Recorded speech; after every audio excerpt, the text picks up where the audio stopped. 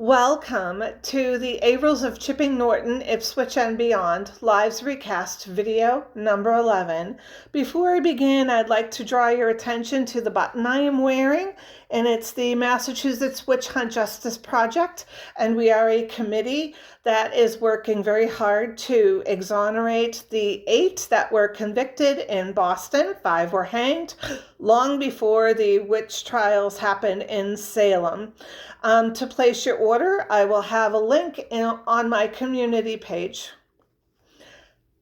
Job Averill was born in Topsfield on the 1st of January 1666-67 Old Style, alongside his twin brother John, in a household already established into the civic and agricultural life of the town.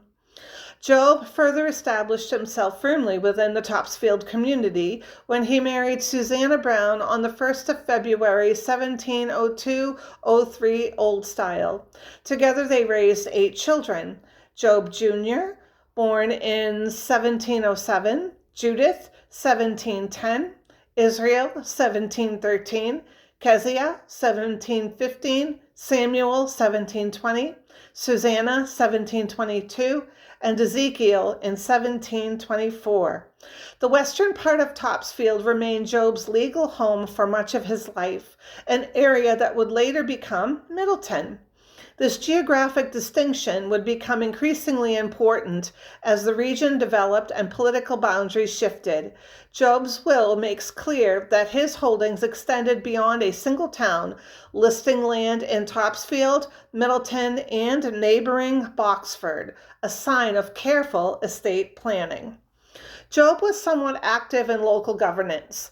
On the 5th of March in 1699, 1700 Old Style, he was selected to serve on a committee authorized to create an additional back seat at the rear of the Topsfield Meeting House on the condition that it be filled by townsmen. In March of 1708, Job was further entrusted with the role of tithing man, a position responsible for maintaining moral order in the town. By the late 1720s, tensions grew as the western part of Topsfield sought separation. Topsfield resisted the creation of Middleton, aware that the loss of landowners like Job Averill would also mean the loss of future tax revenue. Despite these objections, Middleton was established in 1728, just 1 year before Job's death. When Job died, he left behind a substantial and carefully structured estate, the inventory valued at about £111, including cattle, horses, sheep, swine, pewter plates, and platters, material evidence of a productive farming household. His widow, Susanna, received 1/3 of the estate, including 1/3 of the household goods and livestock, ensuring her continued stability. Job Jr. and Israel received their respective inheritances, which included land holdings across Middleton, Topsfield, and Boxford. The younger children, Samuel, Ezekiel, Judith, Keziah, and Susanna, were each left £50, a significant sum.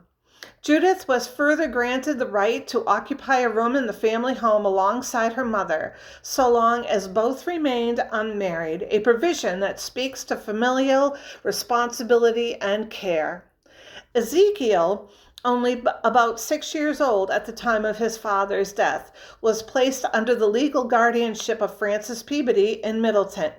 This arrangement suggests that while Ezekiel likely remained with his mother, Francis Peabody assumed responsibility for managing the legal and financial matters of the child's inheritance. Job Averill's life reflects the steady trajectory of a colonial New England farmer and townsman, one shaped by land, ownership, civic duty, and careful provision for the next generation.